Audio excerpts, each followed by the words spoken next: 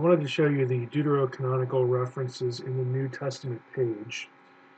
Now, if that is confusing lingo, it might be more familiar to call it references to the Apocrypha, or allusions to apocryphal books, specifically Old Testament Apocrypha in the New Testament.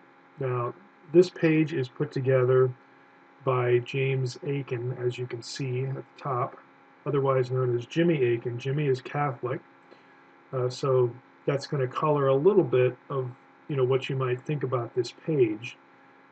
He's a good guy. I've been interviewed by him on his show before. He's sort of a Catholic apologist on the web, but very friendly to Christianity in general, high view of Scripture, so on and so forth. Now, I give you all that because one of the sort of tropes of evangelicalism and Protestantism is that the New Testament never quotes any book of the Apocrypha.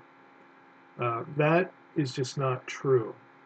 Now, what you're going to see on this page, if you go to this page, is a very, very long list compiled by Jimmy. It would give you the impression, let me just scroll, give you the impression that every chapter of the New Testament quotes the Apocrypha. That also is not true.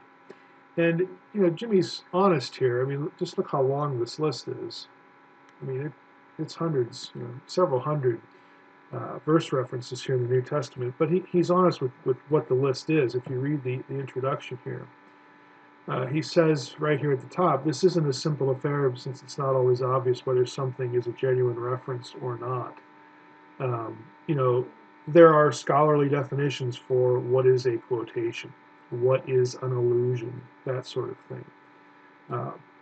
You could read through this, it's very short. Most of this list, and maybe all of it, look at the bottom here, the last sentence. The following huge list is taken from pages 800 to 804 of the Nestle-Aland Greek New Testament 27th edition. That is not a Catholic institution. It's the Deutsche Bibelgesellschaft, or the German Bible Society. And these are the guys who put together what we use as the Greek New Testament today. So the 27th edition, they have a listing of possible references. Again, that's a very neutral term, to apocryphal books by New Testament authors in New Testament books. Now, for sure, I think there are some of them. If you've read, Unseen Realm, you know about Hebrews 1, maybe the apogasma, the radiance, describing Jesus with that term. That's a very, very rare term. It occurs only in the Septuagint. You're not going to find it in secular Greek literature, and when you look in the Septuagint, it is in an apocryphal book. So, I mean, that's just a definite allusion. There's just no doubt about that one. And he has a couple, one other thing here. Hebrews 11:35 is an undisputable reference to 2nd Maccabees 7. Okay, you're going to get a few of these that everybody agrees on. But this lengthy list, again, is going to be very, hit or miss, take it or leave it, take it with a grain of salt, that kind of thing. But you ought to know, and this is the reason I'm showing you the page, you ought to know that this is a discussion. Scholars do, work in the original languages, and Jimmy mentions that too. These may not be obvious in translation, but only in the original languages. People who are working in the original languages, the Greek New Testament, are very familiar with the Greek texts of the Apocrypha. And so when you see unique words like apogasma, when you see, concatenations of 2 or 3 words that are also found in a line in an apocryphal book, well, is that an allusion or not? Again, and that's what scholars will argue about. But this is a big discussion. It is not true to just sort of wipe it off the table and say, oh, the New Testament writers, they didn't even know about these books. They didn't care about them. They rejected them all. They didn't even read them. They never quote them. That's just not true. It's not the case.